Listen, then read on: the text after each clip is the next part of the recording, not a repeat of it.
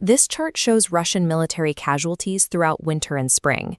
In March alone, Russia lost over 35,000 soldiers in their spring offensive. Nearly 32,000 never fired a weapon or saw a Ukrainian soldier. Roughly 90% died in transit.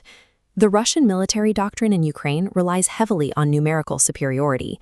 Command routinely orders waves of infantry forward, banking on the idea that sheer volume will eventually overwhelm entrenched defenses. That approach assumes the troops can actually reach the line of contact. Instead, they must navigate a layered gauntlet that stretches for miles before the battlefield even begins. Russia is no longer fighting a traditional war of attrition. They are marching soldiers into a spatial void, where entire units vanish before a physical battle starts. To understand how so many soldiers disappear, we have to start miles deep inside Russian staging areas.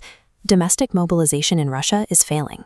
To fill the ranks, the military is deceiving foreign nationals from places like Nepal, Cuba, and multiple African nations, promising them work visas only to ship them straight to the front lines. When these recruits arrive, they find a hollowed-out logistical system. Troops sit in holding areas for weeks without food, clean water, body armor, or even socks.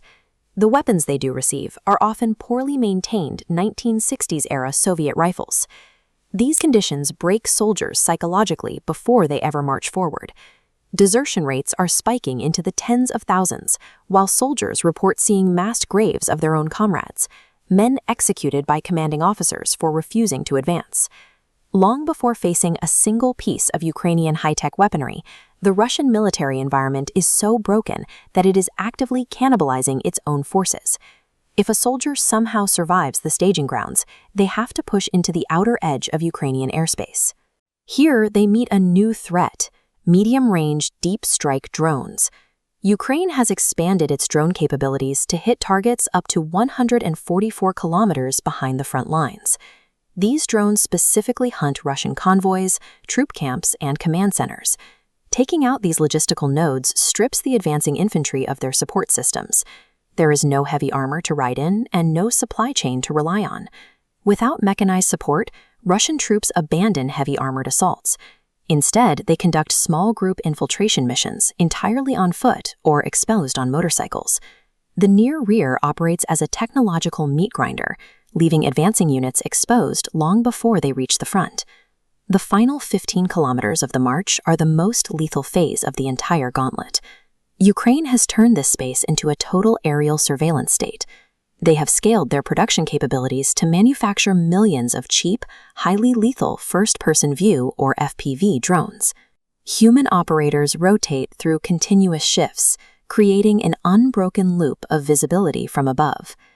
The moment a Russian soldier tries to sneak through a forest or cross an open field, an operator spots them and sends an FPV drone down. For the tiny fraction of starved, exhausted soldiers who somehow survive the drone swarms, one physical obstacle remains: the Donetsk Fortress Belt.